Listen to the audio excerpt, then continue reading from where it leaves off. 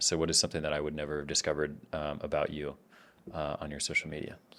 That's a good question. How deep do you want to go? As deep as we can.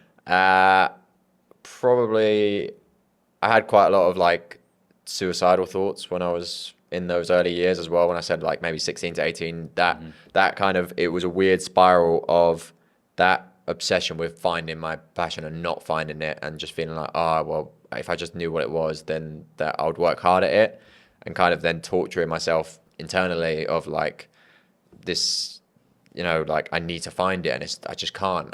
And that was then, it was an excuse, right? Because obviously I've then found out to kind of put that energy into other things and just do stuff, and then you'll figure it out along the way, right?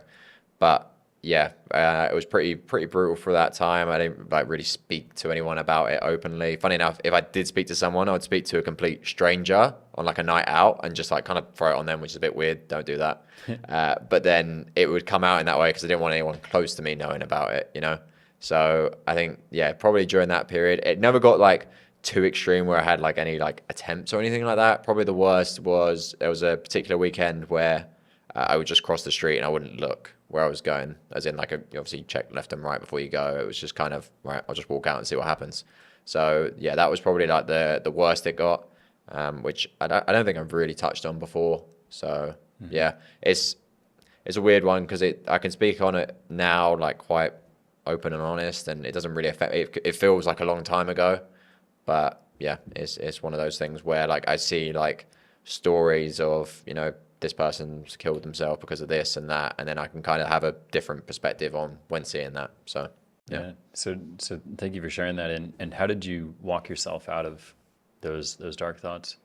Just it was more of an unselfish reason of, if you're talking specifically about the sort of ending it, it was just thinking like, how is my family going to react to this? How are my close friends going to react to this? And kind of having that unselfish mindset, because as probably, I'll need to clarify this, but suicide is a selfish decision because you're only thinking about yourself and how you feel about it. Whereas, again, I don't know everyone's situation, but you will find that there's someone that, values you, Tremendously. So it was kind of, I was lucky in the sense of I had people that, like close to me that although I wouldn't talk to them, I knew that they cared a lot about me. So that would then kind of, if I like did ever get into the dark thoughts, it was like, well, I'm not going to do it. I've just got to like find a way out and stuff. And yeah, that was probably the thing, just thinking about how it would affect other people. And I was like, all right, well, I'm just going to have to keep going. And it was a long process. Like it was, I mean, probably 3-4 years maybe. Yeah. And like, just, again, it was just continuously doing it. I would go through like, not episodes because that's the wrong word, but go through like little moments, little dips. And yeah, and then I would just kind of learn from it, and then learn the triggers as well, and then try to not put myself, like same as like anything else. Like if you was a alcoholic, you probably wouldn't go to the bar. Little things like that, you would just kind of like prevent yourself from going to. So like I did quite a long period without drinking as well, because then I'd find like drinking would kind of then make me think about stuff more, and yeah, just little things like that really. It's awesome. It sounds like one of the best things that you put into practice was bringing awareness to your life isn't just valuable to you. Your life is of value to your mom, to your brother, to your dad, to anyone else in your realm. And when you start living for for other people is where maybe that's where motivation comes in, or maybe not even just them, but just someone in your world. You know that, yeah, I can't do this to them. Yeah, for sure. It's just, yeah, sometimes just got to kind of look at yourself in the third person and think how it would affect other people. I think that's the only real thing that I could say that drove me to not ultimately make that decision. Again, I'd say it in the kindest way possible. It is a selfish decision. I'm no expert on the subject, but that's how I felt in the moment. It was quite a selfish decision to then take action on that. So yeah, that would probably be the thing I would lean on if you can. Yeah, it's incredible. And when you were going through because it's a long period and it's really challenging, I think. So full confessions, I've had suicidal thoughts as well, and I actually had a suicide attempt at some point in my life. Wow. And I'll get into that at some point. Sure. But it's crazy because these thoughts come into your head and you never think that you're someone who would have them. Yet it comes up as like a solution to this problem that you feel like there's no way to get out of it, but you realize that there is.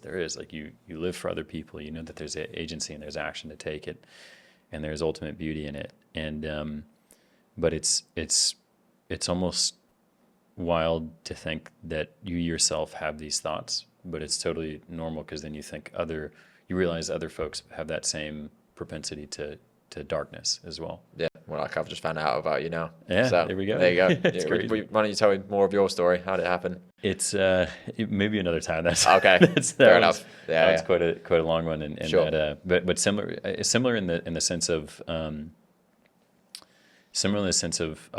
challenging moments of when I would get to places where I thought that there was no way of progressing, and thinking that the solution was to end everything. Yeah. And in a similar way of realizing, it's not just about me. Is how could I do this to my mom? What would be her reaction?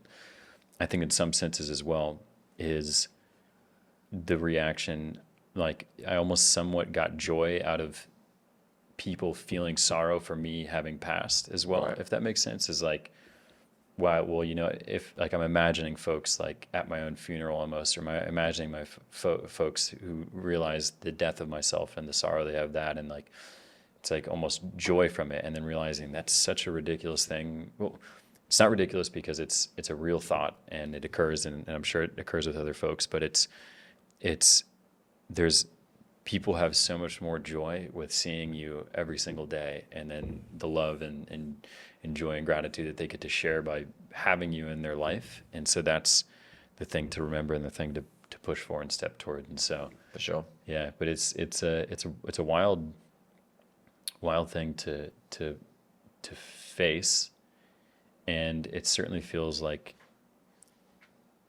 social media might play even more of a part in this, because it is always comparison. And when you are going down this route, it's hard to fail.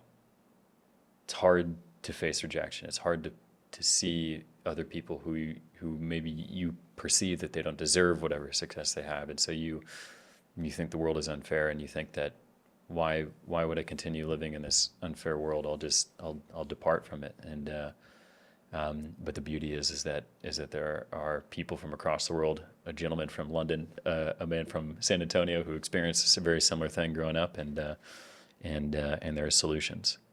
Well, wow, I this light over here, which tells us that the time is up. I think that is the time of it, but I can't think of a better way to end this. I think there's one last thing that I just want to share here, which is more so just a comment on your character.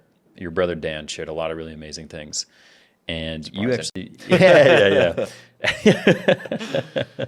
And he said ask about the dick pics. Bastard. Yeah. No, but and actually this is funny, because you told me about this story as well on a run one time. But I asked him, what are some cool things about Joe that highlight his character? And he said, well, there was a time when we were all at our aunt's funeral, and Joe complained about mild stomach pains.